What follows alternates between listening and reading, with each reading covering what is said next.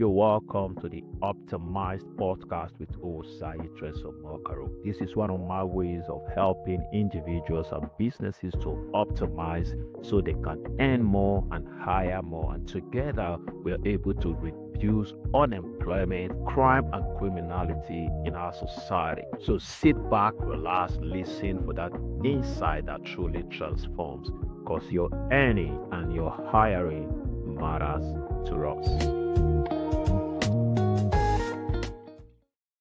Hi, welcome to our podcast, the Optimized Podcast with Osayi Tres Omokaro. Like I always tell our viewers and our listeners, we only interview people who are playing their game and they are sitting at the top of their industry. Today, I'll be hosting Mr. Simeon Nofa. So, Mr. Simeon, you're welcome to our show, and I'm going to allow you the opportunity of a 30 seconds to 1 minute to just introduce yourself to our viewers and our listeners. All right, thank you very much, Osayi. And it's quite an opportunity to be on this podcast. And I think we've got quite some time back and forth just to have this podcast. But I really thank God that it's something that has been made possible today. So my name is Simeon Nofa, like you rightly said, and I actually work in the blockchain space where I offer decentralized finance services in form of capacity building, tokenization of real-world assets, helping businesses, small business to raise capital through the blockchain, and also helping real estate to unlock their value as well through the blockchain. So I do a lot of things in that regard through partnership, striking strategic partnership with Newcomers, and also running it on my own platform as well, Pengage Finance, in capacity building and tokenization process. I think today we're going to have a very interactive and an insightful session because the blockchain, the decentralized finance, in fact, the entire cryptocurrency space, all of these are modeled up in a way that there are more misunderstanding in this space than knowledge about this space. So today, I'm going to be asking you, first of all, we're going to chronicle your own journey into this space. So I want you to share with us your journey into the world of blockchain and decentralized finance. What is it that sparked your interest in this space? All right, thank you very much, sir, for this interesting question. Yeah, so what sparked my journey into blockchain? Interestingly, if I tell you, it may sound very funny, but that's the truth. I came into the blockchain sector in 2017 through Ponzi, through a Ponzi scheme, actually. Because I actually participated in a multi-level marketing scheme, or what you call it, Ponzi scheme. And one of the ways for you to enter or participate in that particular scheme was that you have to get Bitcoin. That was the reigning cryptocurrency at that particular time. And of course, just like the stories of every other Ponzi scheme, I also got scammed, or I got my hands burnt as well. But something drew my interest, which was the fact that you could send money from one party to another without even involving a third party or having to involve an intermediary. You can actually use that particular currency as a store of value, because actually you could actually the value rise over time. You can save in it, and it defeats all inflation of the country and your local currency. It was very fascinating for me. I got involved in it through that particular route, through that game route. So for a while, I didn't do much about it from 2017 to 2020. I didn't know much about it. But again, what now really fired or rekindled my interest was when I co-founded a fintech startup. We were involved in a lot of fintech activities, having financial inclusion. But I saw the limitations of that business or that service, in terms of trying to raise capital and also trying to even expand our services beyond the shores of the country. So there was a large limitation due to several factors, regulatory factors, the cost of accessing finance, cost of credit. And when I did my research on the blockchain and decentralized finance, I actually saw that you could actually raise or create new or develop new creative ways to raise capital, to raise funding. There are several projects that I am on now that we are actually initiating those projects into launch pads and seeing how we can raise capital to the tune of $500,000 to $1 million Wow. using tokenization. So the opportunities for tokenization just spark my interest again, or rekindle my interest again in blockchain and decentralized finance. So I think that's it, basically. Wow, that's extremely awesome. See, this is it. Sometimes I always try to see good in every seemingly bad situation. The Ponzi scheme, I'm sure you have long forgotten about that scheme, possibly lost money.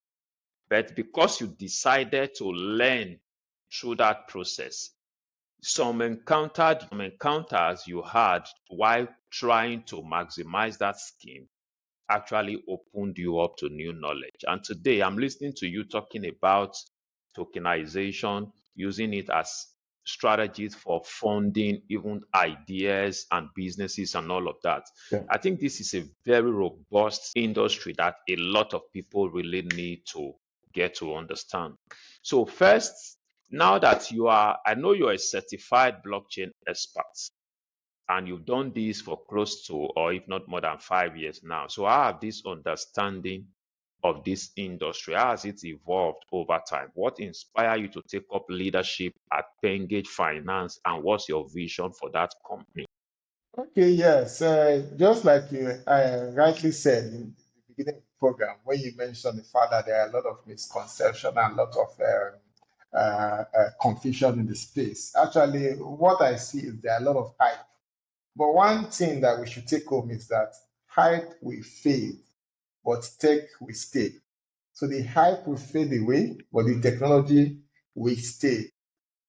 It will remain, yes. So whether we like it or not, the technology is not going anywhere. We just have to find a way to imbibe it into our business processes. So my vision for Pengage Finance is to help small businesses. And when I mean small businesses, I mean real businesses. The business in Aba, the shoemaker in Aba, the farmer in Kwara State, the pineapple seller in Benin, can actually use the blockchain technology to expand their business through access to finance, access to finance that can grow that business. And also the avenue to participate in the global economy.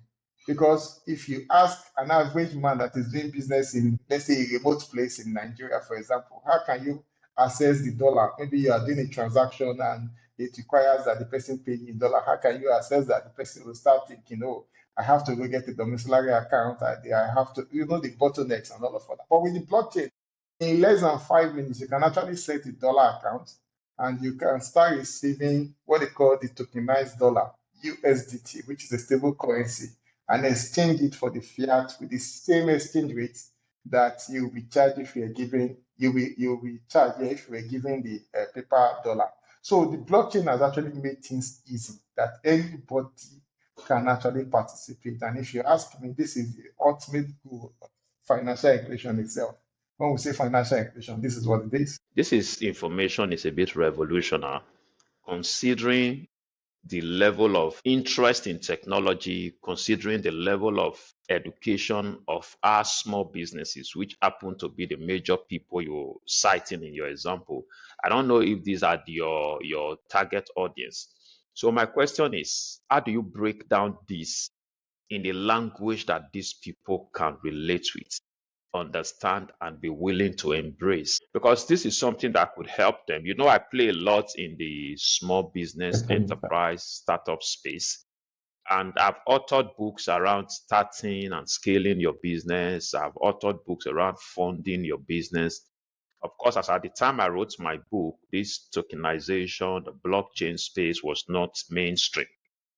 So I'm particularly interested in how do we get this knowledge to those at the lower echelon of our society so they are able to use this to improve their access to finance. Is Pengage Finance open to that? And what are you doing currently? And what do you think we can do together? Or any listener or viewer who is interested, how can they connect to whatever platform you have that they can leverage? Okay, first and foremost, what I have come to understand in terms of adoption of a new technology, not just blockchain, is to attack it from three different approach. You have the regulatory people, which is the government. Then you have the institutional Yeah. players, which are the finance entities, the banks, the insurance companies. Yes. Then you now have the MSMEs or the SMEs, which is the category of people you're talking about. So for us at Pengage, we are first and foremost, we have like three cadres. And first and foremost, the public sector. So we've done series of programs with the public sector and those state government in particular, trying to train them because whether you like it or not, one way or the other, regulatory or policy is going to interwoven with whatever technology you are introducing to the market. So first and foremost, we first of all get to discuss with the policymakers so that they have a better understanding of what they are going to be regulating and how they are going to be regulating, so that at the end of the day, they don't just stifle innovation and growth Yeah. in the name of regulation. Regulation. Yes, so we are open to training government, state government, federal government. We also have a partnership with Intmax that is helping us to do that. Academic institutions as well. Then talking about the institutional players, which is the finance entity, the banks. We also are actually approaching the banks and helping them understand the blockchain. And beyond that, helping them to build products on the blockchain that is cost effective and that has a maximum penetration. When we finish with, well, we're still working with the banks, then we now move to the lower cadre, which is the MSMEs. In that regard, we are doing massive awareness and campaigns, breaking it down, like you said, to pidgin English and into local dialect as well, so that people can actually understand. Setting up the wallet or setting up these platforms, they are very easy as using your WhatsApp. So it's just for you to understand, just for them to understand the terminologies. And these things are not rocket science. One of the things that Yeah. scares that I've realized in the African environment, which we are all part of, is that whatever we don't understand, we tend to mystify it. If we don't Demonize it. understand, Yeah. we tend to demonize it. So instead of us to seek understanding, well, it's fine. I think what we are trying to do is to bring the knowledge down to the barest minimum so that an average person can understand it. I have seen people who literally cannot use these technologies as it said. But when it comes to using the technology, for example, maybe there is a scheme or a money making scheme or even an airdrop and tapping.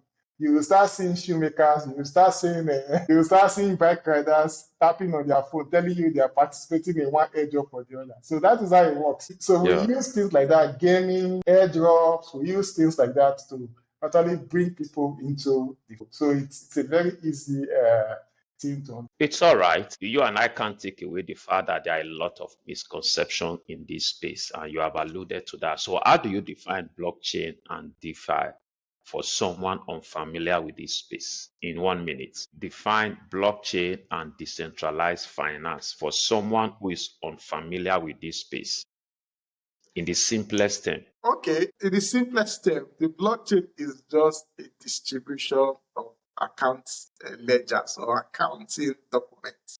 Let me just use the simplest term. It's just a distribution of account documents. So, unlike a central system, for example, your bank, where you have your account with the bank, your account is with an entity, which is the bank. So whatever the bank tells you that is your balance, that is what you have as your balance because your records are with just the bank. The blockchain distributes this ledger or this accounting document with several nodes so that one single entity cannot control what is happening on your accounts. If you give that a thought for several if you give that a thought for some minutes, you could actually build on this, expand on your finance. So just imagine you have all the information about your account and can be verified at any time. So you could actually approach a credit house and say, give me this facility, I'm borrowing against this. Now the bank I don't have to wait for the bank to provide me my information because my information is the public. Everybody knows if I'm credit worthy, the credit company will see and give me the loan. Well, if I'm not credit worthy, it is well in the open. So there's nothing done in secrecy. There's nothing done in hidden. So that is just another aspect of finance, which is decentralized finance. So it's just like an upgrade. So it's not as if we are coming to say a traditional finance model is not working or it's bad. No, it's just an enhancement to say, okay, how do we unlock, traditional finance? And like just what somebody said, he said for over 200 years is what, for over 200 years until blockchain came, finance there has not been an innovative way to enhance what it currently does. It's just payment, store of value. But right now, you can actually expand it, into beyond payment, store of value, into credit products, into liquidity, into smart contracts. Several things can be done on that technology itself. So that is what it just does. It just open up your normal finance agreement you have with your bank to extending it into Awesome. a distributed note. Yeah, that's what it is. Awesome. Okay, so basically, you and I understand the fact that when you're talking about money, people give you their ears, they keep their understanding because they are practically suspicious. So, what are some of the biggest misconceptions people have about blockchain and tokenization?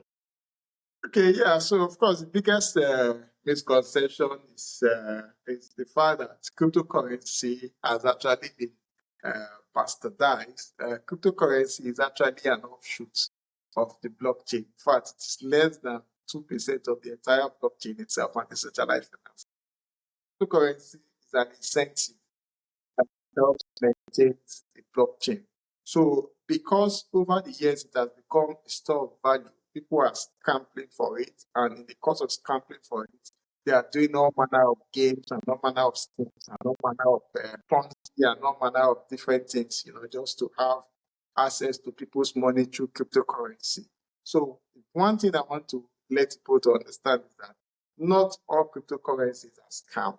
There are genuine cryptocurrencies that are actually solving real world problems, that are doing real work and helping people to solve, their financial goals. So these are the kind of things that we enlighten people about the concept of cryptocurrency. How do you participate in cryptocurrency? How do you identify good cryptocurrency from a bad cryptocurrency? How do you know where to put your money? And how helping the people to understand that, hey, come, this is not get rich quick. I know there are a lot of people that when they hear about cryptocurrency, they start seeing people driving pens. The cryptocurrency is not about driving pens. I can tell you for a fact it is less than 1%, less than 1% of people that are actually doing cryptocurrency that are driving those bets. And it happens 1 in 1 million chances that you will come into cryptocurrency today and you will drive bets. I'm not saying it cannot happen, but it's 1 in 1 million. But just because the few people that get that money quick, are quick to set ring lights and start educating people about financial intelligence and finance. And meanwhile, what they did was just a game of luck. So there are Yeah. ways, yes, there are ways to approach it so that you, on the long run, to benefit you, not just participating in it as a stroke of luck or as a betting or what we call kalu kalu. So that is just what it Yeah. is. Yeah. I can allude to this misconception because when people hear the word blockchain, they just dive it down to cryptocurrency. And cryptocurrency in itself has a very negative reputation because majority of the people that hype cryptocurrency are young people who have not really developed themselves and gained mastery over finance. They are people who stumbled into money and all of a sudden they are doing things, and every other young person like them are thinking cryptocurrency is the main thing. Not how can you just say, for instance, naira is the main thing, dollar is the main. For me personally, I believe that's where knowledge and massive information from people like you comes to play. Otherwise, the information out there is threatening.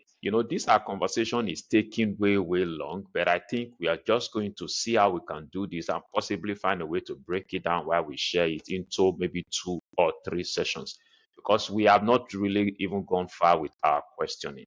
And I hope you have the time for us. Okay, so you are at the forefront of advancing the tokenized economy in Nigeria. So, what are the key benefits of tokenization for businesses and individuals?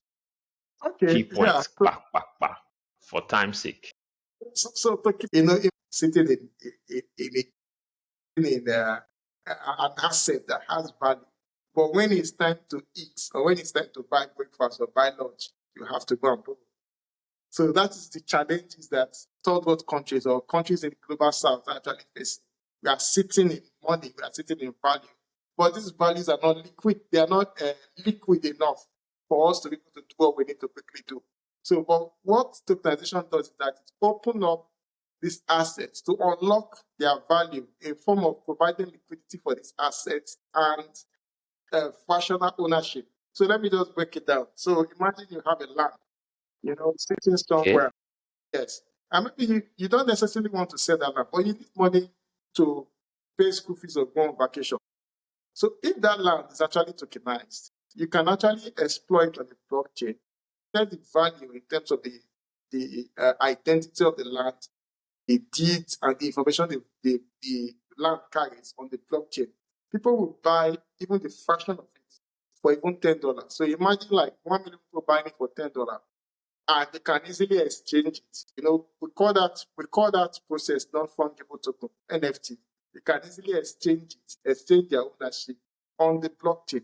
It will give you access to the finance you really want to do what you need to do, while the land is still where it is, and you're also maintaining the ownership you want to maintain with the land. So that is the benefit of tokenization. It allows you Okay. to unlock value. In breaking down this based on what I understand, I'm saying this like I own a company. I sell shares to many people. I retain ownership of that company, but people now have tokens. They now Yeah. have little portion of that company. So, but for shares, I understand that when I make profit, a part of my profit goes to them. So when I tokenize my land, what happens to those people? So because the token they have, they can just exchange it, or how? Okay, let me use the example you gave, which is companies and shares. In Shares. blockchain and cryptocurrency, and tokenization, we actually call that concept STO, security tokens offering. So what happens is that when people buy your token, they hold your token. That means they exchange their fiat currency for your token, believing in your company. You can actually lock, or what they call, give them a vesting period in which they can start earning from their tokens they bought. There are several ways to do that. There are several ways to write the smart contract. You can write the smart contract through what they call yield farming. You can write the smart contract through, there are several ways to write the smart contract. So you are giving them the value of the token, maybe it can be per month or per week as their profit. So after maybe 6 months or 1 year, when you start making profit from the business, then they can now start to invest their offerings or their options from the particular business. For Okay, but everything, not while they are just waiting, so while they are waiting for those number of years for me to begin to make profit for them to start earning, can they trade that token that they already have? okay, depending on how the smart contract is written. The smart contract can say, okay, you can trade 50% of it because it's staking. You can stake, it's like, yeah, okay, if you stake, you can actually liquidate 50% of it. Some smart contract will say if you stake, you can actually liquidate 10% or 5% of it, particular period of time. There's some even smart contracts that even say that if you stake the particular token, if you want to liquidate it today, you can liquidate it today. That's what they call liquid staking. So they have different types of staking. They have liquid staking, they have solid state staking, where you stake, you leave for a particular period of time. So whatever way you want to write a smart contract, it's now left for them to now decide on their own how they want to participate in the contract. Awesome, awesome, awesome. So let's take this further. How can blockchain technology solve real world problems in Africa, particularly in finance, governance, and supply chain? Okay, I'll start from governance. I think finance, I've elaborated on finance in the course of our discussion, but I'll start from governance. The blockchain is built on a transparent technology, an immutable technology, and a very secure technology. So layer our if you layer our elections on top of it, we can have a very hitch-free and transparent election without having to involve the judiciary. Now, you would agree with me that the cost of running an election in Nigeria is even more than the cost of governing citizens. And I will explain. Yes. Election day, you run an election on election day, resources are deployed into the election, and the outcome of the election will still be challenged in the courts. You go to the tribunal, from the tribunal to the appeal, from the appeal to the Supreme Court. Imagine the time wasting.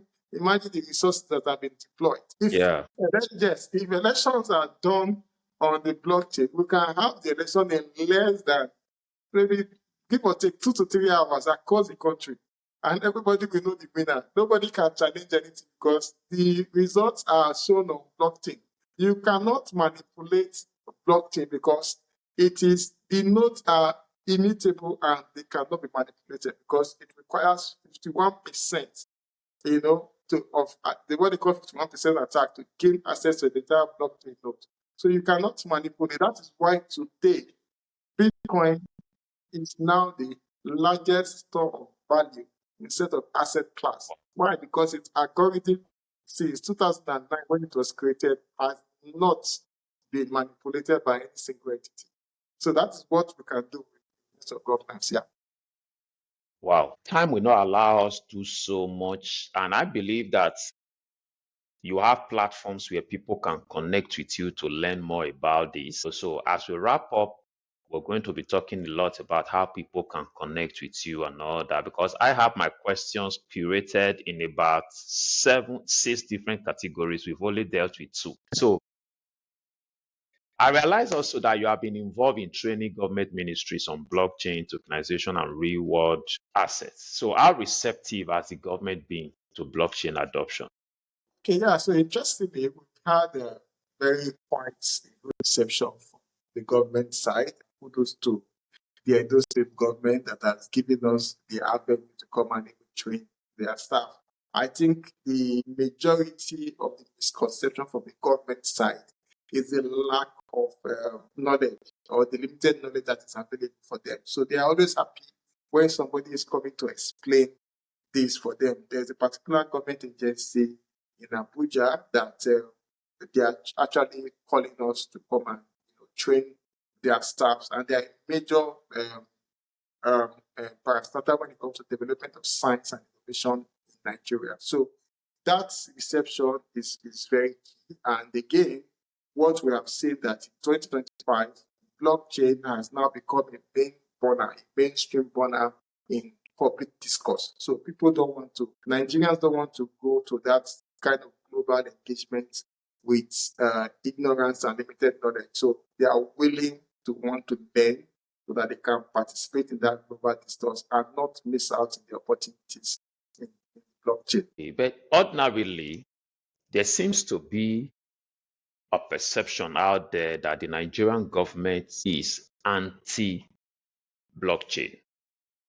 So you have been mingling with these people. So what are some of the regulatory challenges that you see out there, and how well can you diffuse that insinuation as to where do Nigerian government stand as it relates to blockchain? Okay. So far, so good. As far as I'm aware, the only arm of the government that has actually um, um, uh, put blockchain in a negative side, I think is the Central Bank of Nigeria. And one of the what basically is that the CBN has told banks not to participate in cryptocurrency transactions, and it's quite understandable because the banks do not have the mechanisms yet to actually carry out forensics in terms of maybe there are fraud and all of all that. So that's why they are telling the bank to participate at the moment.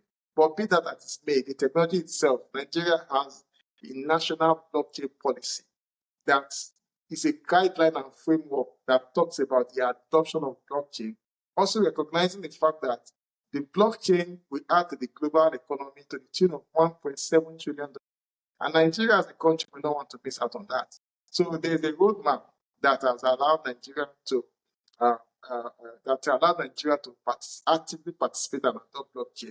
Also, the Security Exchange Commission has also given license to two, as I speak to you now, they've given license to, I think, about 3 digital asset platforms for the trading of digital assets and cryptocurrency. So there are regulatory framework that are developed for the adoption of blockchain in Nigeria. So yes, Wow. blockchain is not illegal in Nigeria. The blockchain is not illegal because if the government has a blockchain policy and the Security Exchange Commission has already given guidelines and beyond that, given approval and principle to blockchain exchanges, then you cannot say that the blockchain is illegal in Nigeria. Yes, All right. Okay. You and I also understand that the traditional banking institution, of course, they have the deep pockets. And we all know that decentralized finance is disrupting this traditional finance. So what are the biggest opportunities and the risk that comes with this? okay, yeah. Because I understand, okay, just take that first. Then let's hear what are the banks, the traditional banks, what are they doing to adopt this? Because if they are not adopting, they most likely will be creating roadblocks for the adoption of decentralized finance. So interestingly, there are a lot of information that is not available, or let me say Nigerians are actually ignorant of. The banks are actually not participating in blockchain. Just 2 weeks ago, Nigeria launched a stable currency, that's CNGN, which is the stable version of the Naira. And that particular project was done by consortium of banks. Because that is, like I mentioned, if we have, Just like you have the USDT. yeah, just like you have the USDT, we now have the CNGN, which is the stable version of the Naira that backs the Naira to the CNGN 1-to-1. So if you have a global economy, it is of $1.7 trillion. It is, you are not doing yourself any service to say you don't want to participate in the economy. You must look for a way. So the banks that are smart are not seeing this as an hindrance. Instead, they are seeing it as an enhancement to enhance the services they currently have on the market. There's actually a company called Zone that has built a blockchain POS. The POS service, these POS that are used for daily transaction, for cash in and cash out, is built on the blockchain network infrastructure. And participating in this are consortium of banks, that came together to participate in this. This is going to guarantee faster transaction, lack of downtime, and one of the biggest challenges in finance, in the digital finance side, is what they call cashback errors or cashback challenges. So that blockchain transaction eliminates cashback errors or cashback transaction because it's huge. I know when I was working when I was actually part of a fintech startup, that was a huge demurrage on our side. But what the blockchain do is open up the transaction and makes it transparent. So if a transaction actually goes through, I don't have to wait for me to get settled. As long as I've seen that transaction has been vetted on chain, I can go ahead and release that value. So that is how it is. It's transparency, it's enhancement. It is not the fact that one particular body seeing it as a threat. It's not a threat, but an enhancement to the way we do business. All right. I think a lot of mental blocks are being broken. So now the question is, what are the best strategies for newcomers to the decentralized finance who want to start investing and participating in this ecosystem? What are your strategies? What are your advice for them? Okay, the advice is quite simple. First and foremost, the major point of entry is that you get the knowledge first, as you understand what you are participating in. instead of just relying on street knowledge and peer parlor talks. Get the knowledge. And how can you get the knowledge? Engaging in podcasts like this, and maybe seeing me after, we can actually structure a knowledge session, actually do knowledge sessions when I have the time, just to train people on how to participate. And also because you also need to understand the asset side of things, the liquidity side of things, and the service side of things. The service, so people are just participating in blockchain to receive payments. For example, I run the services, there are services that are outside the country. It is easier for me to get paid in USDT than for me to get paid in dollar. Because if I get paid in dollar, I'll start thinking, how do I get to exchange? Convert the money. Do I now convert the money to Naira? It's bottleneck for me. But if I get paid in USDT, in less than 3 minutes, I've converted it to the value I want it to. So payment is a service you can just say, okay, I want to stick only to international payments. If you say, okay, you want to start doing the asset side of it, which is investing, in different cryptocurrency, you need to understand how to participate, knowing the projects that are genuine, knowing the projects that are risky, knowing the projects that are less risky, and knowing the projects that can hedge your funds against inflation. So by and large, all this has to do with having an understanding and having knowledge. So the most important thing for you to participate in this particular area or sector is to have the right knowledge. Thank you so much. That connects with my advice for any investment. When people seek for investment advice, I always tell them first seek for knowledge in the area of the investments you want to invest in. Because every decision to invest in that space will be taken by you. So imagine if you don't have a knowledge that is required to guide the decisions you make. At the end, that's where you see people get into a space, they get bonds, they come out and criminalize that entire space. Meanwhile, they entered blindly. I like what you said that all of the hypes will be gone, but the technology will remain. Yeah. So if you are watching, if you are listening, and you want to make headway in decentralized finance, prioritize knowledge before just seeking to earn from this space. So in wrapping up this, we almost clicking 40 minutes of this conversation. I know I'm going to take a look at, once I listen and watch this again, I'm going to curate some more questions. We are going to have more other sessions where we will focus on just one thing and take time to deep, so that when people get to watch this and listen to this, knowledge is streamlined and deep. So, where do you see blockchain and decentralized finance in Nigeria and Africa in the next 5 years? Wow. In fact, I see that it's going to be a mainstream, and I'm just going to mention about 2 or 3 sectors. One of the sectors is finance. I see it to be a mainstream in finance, and also real estate. A lot of real estate guys are coming on board now. So I think it's high time or better still we position ourselves. I always say, forget the hype, forget the pump and dump, forget all the name, forget those hype. Focus on the technology. The technology will unlock value. In terms of finance and in terms of real estate, blockchain is really going to revolutionize those sectors in the next 5 years.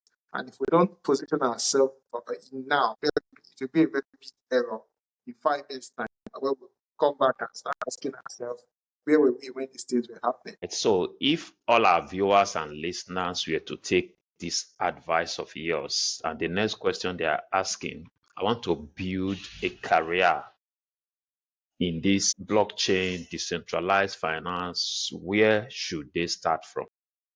I mean, Okay, someone not just wanting to come and invest, I want to build a career, I want to be at the base, I want to be one of those driving these things. Where should they start from?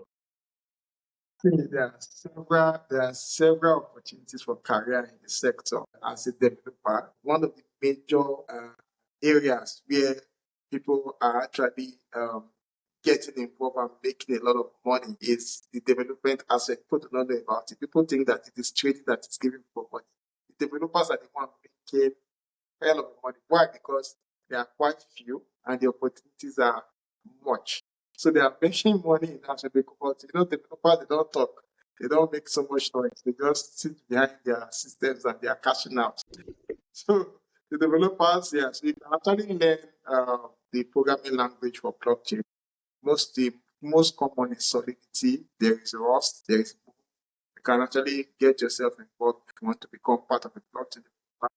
There are community engagement for those of us who are very good in managing community, because blockchain projects are largely driven by communities. So you can become a community manager, you can manage people, and there are business development, business developers, business strategy. That's for those people who can penetrate into new market, set up strategies for adoption and blockchain penetration. There are several product developers and designers, building products, blockchain products for a particular and specific market. So there are different sectors of the blockchain careers. You can just focus on one and build yourself, along that line. All right. So, in wrapping this up, how can people connect with you? How can they see your work? How can they learn more from you? Then, what's your final advice for our viewers and our listeners? Okay, yeah. So my name is Simeon Nofa, and you can find me on LinkedIn, on Facebook with the name Simeon Nofa, and you can also connect to my work through our website www.pengage.finance. That is where you get to see all the services that we run, and you can be part of our classes. We currently have classes that are going on part time. So my advice for people who are listening today is that don't just fall for the hype. I know it is easy for people to fall for the hype, or fear Yeah. of missing out. Don't fall for that hype. Get knowledge, hold your ground, take your stand, build your wealth gradually. So those are my final words. Thank you. Thank you so much for your time. Thank you for investing this time to disseminate knowledge about the entire blockchain space and the decentralized finance. I think I've learned so much today. And one of the things we realize in the knowledge space is the fact that the more you know, the more you realize how much you need to know. So that keeps driving our pursuit for knowledge. So thank you for investing this time. Like I said, while we were having this conversation, we're going to be coming back to you again, possibly for a more specific and shorter versions where we'll just drill down and get this thing out. So, but if you're watching, if you're listening, either listening on any of your podcast platform, do well to follow the Optimized podcast with Osayi Tres Omokaro. If you are watching this on YouTube, click the subscription button and let's have this coming your way every week. So, Mr. Simeon, thank you so much Thank and you. extend my greetings to your wife and family. Thank you so Shalom. much. Thank you so